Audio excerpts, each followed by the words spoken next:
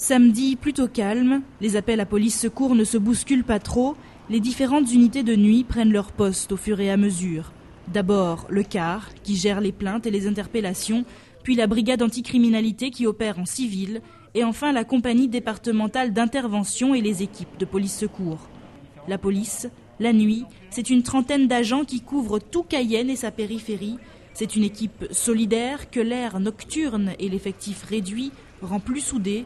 Mais c'est surtout un travail différent, une mission bien particulière, car la population, sous les éclats de la lune, est loin d'être la même qu'à la lumière du jour. Qu'est-ce qui différencie principalement l'activité nocturne de l'activité diurne ? Écoutez, essentiellement ici en Guyane, c'est la consommation d'alcool. Donc vous avez des jeunes qui se regroupent sur la voie publique pour consommer de l'alcool et souvent ça dégénère. Bar, boîte de nuit, premier point commun, l'alcool. Pour les policiers, ce facteur implique deux surveillances, celle des consommateurs et celle des vendeurs. Pour les buveurs, c'est l'abus, la conduite en état d'ivresse, mais aussi l'âge qui intéresse la police. Pour les commerçants, c'est une autre paire de manches. On va faire deux bars qui sont au centre-ville. On va commencer par le bistrot, celui qui est en face du parking. Donc, alors les CDI vont entrer. Ils vont se mettre à l'entrée, personne rentre, personne sort. La BAC vont rester sur le trottoir, accompagner la CDI parce que c'est comme une manifestation en face, parce qu'il y aura des curieux qui vont venir voir. Les policiers du roulement vont rentrer avec nous et avec le commandant, on va se charger à regarder les papiers, le technique, etc. Et vous vérifierez les extincteurs, si les dates sont bonnes, les toilettes, s'il y a les lumières, etc. Tout ça. Vous ferez un petit papier et puis moi je vérifierai ça. Je rentrerai au lundi. Vérifier les licences, bien sûr, mais aussi l'état des toilettes, des extincteurs. Cela fait partie du travail de la police. Là, je vais vous donner un exemple pour ce bar-là. Il n'a pas de lave-vaisselle alors que c'est obligatoire. Dans l'hypothèse, il y a une personne qui a une maladie contagieuse, hépatite ou quoi que ce soit, a un verre ébréché ou se blesse ou n'importe quoi. La personne lave le verre à la main.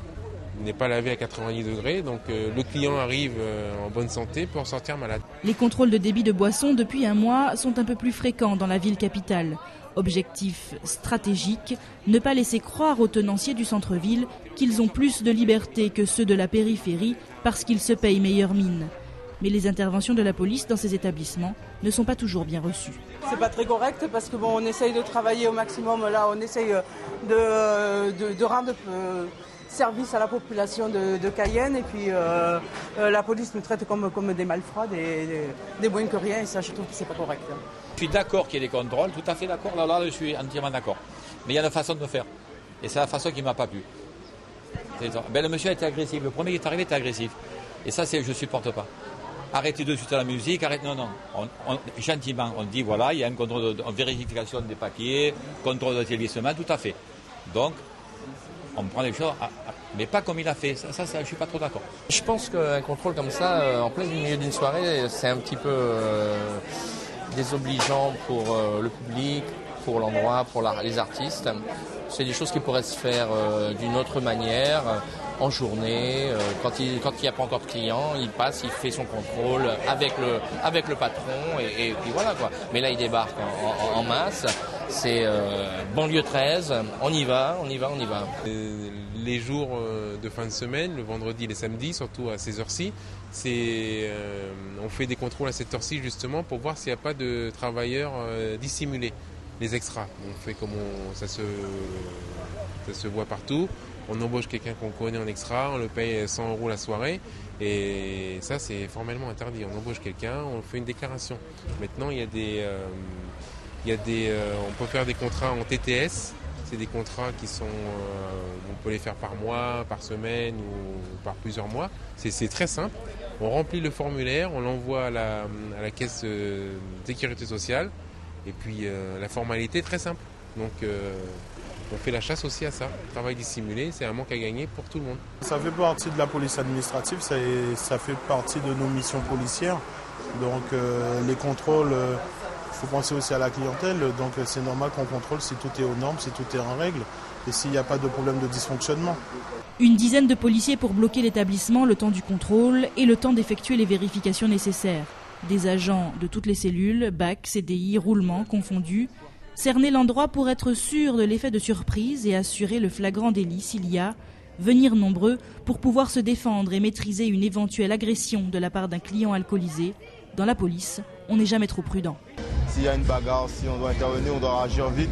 Nous, on empêche les gens de rentrer dans un premier temps. Et si ça, on referme derrière nous, si jamais il y a un problème à l'intérieur. Donc là, on est là plus pour la sécurisation, on regarde qu'est-ce qui se passe aux alentours. Comme nous, on est en civil, on chauffe, on est plus ou moins là en train de regarder ce qui se passe. Eux, ils font leur côté, on fait la protection à l'extérieur. On surveille si les gens rentrent ou sortent. On les empêche de sortir et d'entrer. Au moins sécuriser et contrôler tout ce qu'il y a au fond terminal. Vous contrôlez aussi les gens qui sont à l'intérieur du bar ? Normalement, oui. Les gens qui sont à l'intérieur, qui sont susceptibles d'être mineurs ou pas. 2 établissements dans la soirée, pas de grosses infractions à signaler, mais la police a montré qu'elle était là et qu'il faut être en règle en permanence, car elle débarque sans crier gare. Ça fait 1 mois qu'on contrôle les bars en ville. La semaine dernière, on a fait le Cosmo, le Jungle et le Domino. Donc je pense que tous les exploitants se connaissent sur la place. Donc ils ont dû s'appeler disant qu'il y a des contrôles qui vont être faits assez régulièrement. Donc ils ne sont pas surpris. Voilà, je pense que...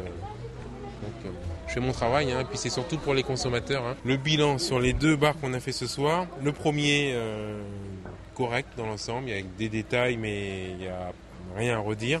Sur celui-ci par contre, il y a un peu plus de problèmes au niveau de la réglementation des débits de boissons. Voilà, donc les 2 exploitants vont venir me voir lundi.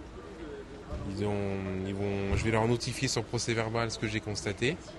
Ils en prendront acte et puis j'aviserai le procureur de la République et en fonction de son avis, si ça sera jugé, les infractions seront jugées soit au tribunal correctionnel, soit au tribunal de police, en fonction de la gravité des faits. Pardon. Reste que si les 2 établissements choisis ce soir-là sont plutôt corrects, d'autres sont bien moins dans les règles, bars illégaux, manque d'hygiène, alcool servi aux mineurs, mais les moyens manquent et la police peine parfois à tout surveiller et à tout réprimander. En effectif limité, la nuit, c'est sûr, l'œil qui voit tout peut parfois battre des cils.